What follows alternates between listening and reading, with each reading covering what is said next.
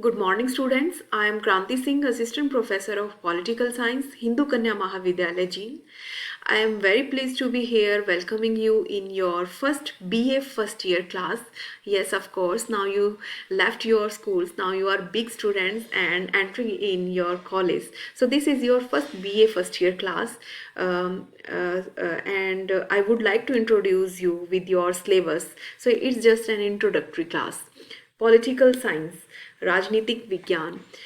Political science एक ऐसा subject है जो केवल भारतीय नागरिक होने के नाते आपको बहुत ही जो मौलिक समझ एक भारतीय नागरिक को होनी चाहिए वो समझ जो है पैदा करता है भारतीय शासन प्रणाली के लिए, आपके खुद के अधिकारों कर्तव्यों के लिए, भारतीय संविधान के लिए। जो एक मौलिक समझ एक हर भारतीय इंसान में होनी चाहिए वो समझ पैदा करने की पॉलिटिकल साइंस सब्जेक्ट कोशिश करता है। इसके अलावा आप क्योंकि अभी स्टूडेंट हैं, आपको अपना करियर ग्रोथ देखना है, तो आने वाले समय में आप अपने करियर के पॉइंट ऑफ व्यू से देखें तो पॉलिटिकल साइंस आपके लिए सबसे ज़्यादा बेनिफिशियल सब्जेक्ट है।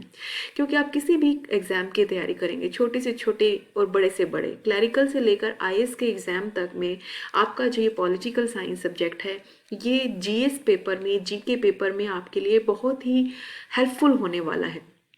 आपके जो बीए फर्स्ट ईयर है, आपके लिए खुशी की बात ये है कि ये ऐसी क्लास है, अगर आप इसे प्रॉपरली कर लेंगे तो किसी भी एग्ज़ाम के लिए अगर 100 मार्क्स का कोई भी आपका कॉम्पिटिटिव एग्ज़ाम आता है तो उसमें कम से कम 15 से 20 जो मार्क्स हैं आप एमसीक्यू ऑब्जेक्टिव टाइप क्वेश्चंस आप जो है इस फर्स्ट ईयर के सिलेबस से कर सकते हैं। तो आपकी जीएस और जीके को ये मेंटेन और प्रिपेयर करने वाला एक सिलेबस है। चाहे आप एचटेट सीटेट किसी भी एग्ज़ाम की तैयारी करें, ये आपके लिए बहुत ही हेल्पफुल होगा।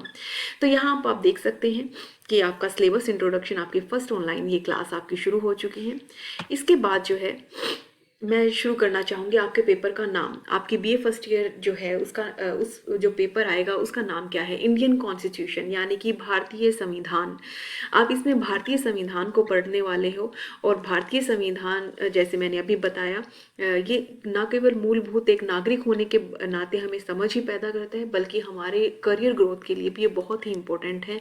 तो इस जो पूरे पेपर को है आप पूरा साल बहुत अच्छे से पढ़ें, दोनों सेमेस्टर बहुत अच्छे से करें। आपको लाइफ में कभी भी आप कोई एग्ज़ाम क्रैक करना चाहते हैं तो इन्हीं दो जो पेपर्स हैं इन्हीं से आपका हमेशा जीएस जीके का क्वेश्चन उठ के आएगा। तो इनको बहुत ही केयरफुल होकर आप पढ़ें। अब मैं आपको यहाँ पर सिलेबस इंट्रोडक्शन आपको दिखा देना चाहूँ। देखिए आप ये हिंदी और इंग्लिश दोनों में ही है विषय सूची। इस सिलेबस में आप देख सकते हैं कि your syllabus is divided among 4 units. Each unit have some chapters.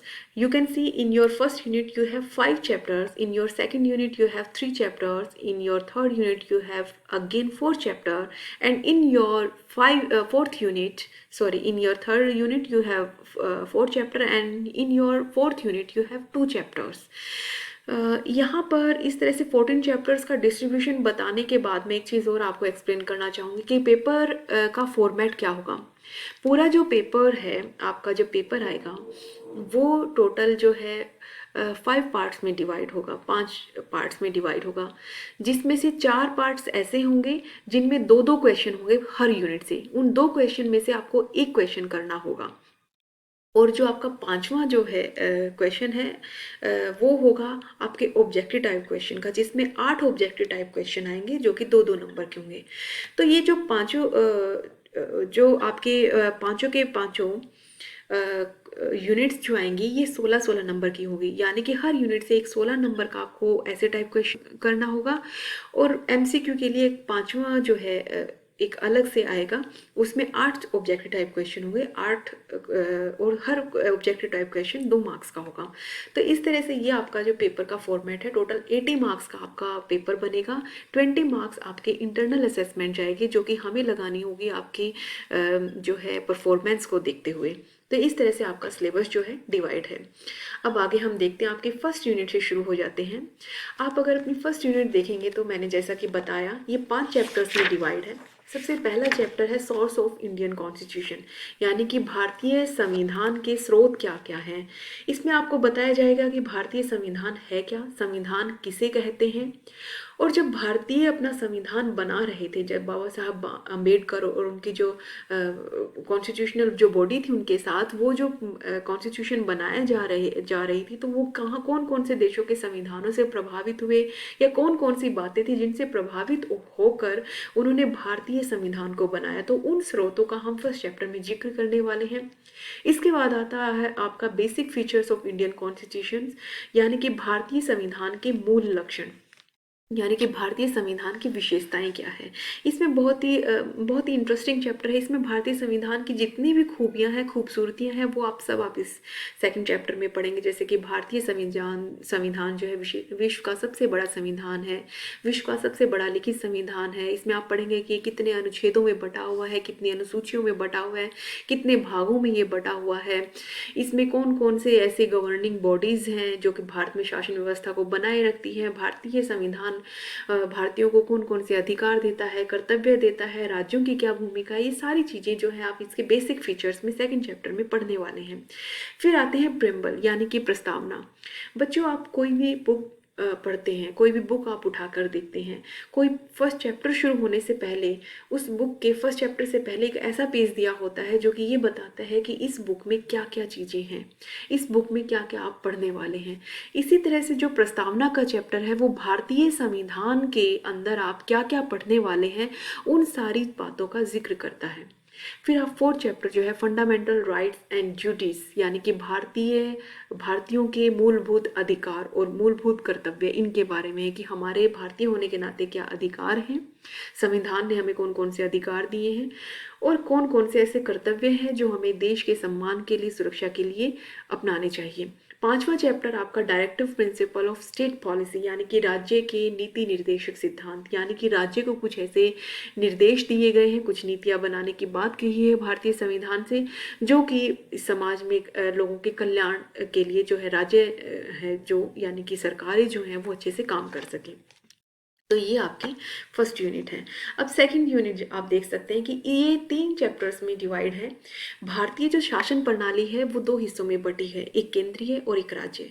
केंद्रीय स्तर पर यानी कि संघीय स्तर पर आप president, prime minister, vice president, मंत्री परिषद जो है आपकी संसद और इन सब को पढ़ने वाले हैं, उसे कहती है संघीय कार्यपालिका। तो 6 चैप्टर में जो है आप राष्ट्रपति को पढ़ेंगे और फिर उपराष्ट्रपति को पढ़ेंगे। 7वें चैप्टर में यानी कि संघीय कार्यपालिका के अंदर आप प्राइम मिनिस्टर यानी प्रधानमंत्री और उनके मंत्री परिषद और मंत्रिमंडल को पढ़ने वाले हैं। तो जैसे मैंने बताया कि 2 भागों में भारतीय शासन व्यवस्था बटी हुई है, एक संघीय, दूसरा आता है राज्य। तो राज्य जो आपका कार्यपालिका है, राज्य जो कार्यपालिका है वो करती है, वो बटी हुई है। इसमें आप पढ़ेंगे राज्यपाल को, मुख्यमंत्री को जो कि राज्य स्तर पर काम करते हैं, और मंत्री परिषद को। तो इसमें इस आप इंटरेस्टिंग यूनिट को पढ़ने वाले हैं। आपकी जो थर्ड यूनिट है वो भी बहुत इंटरेस्टिंग है। वो है, इसमें 4 चैप्टर डिवाइड हैं। इसमें बताया गया है कि हमारी 9 चैप्टर में कि हमारी संसद किस तरह से काम करती है, संसद के अंदर आने वाले 2 अंग लोकसभा और राज्यसभा कैसे काम करते हैं। 10वां चैप्टर जो है वो आपको बताएगा कि ये जो संविधान है, ये संविधान बना तो दिया गया है, क्या इसमें कुछ चेंजेस हो सकते हैं, अगर चेंजेस हो सकते हैं तो किस प्रकार से हो सकते हैं, कितने प्रकार से हम भारतीय संविधान को संशोधित कर सकते हैं।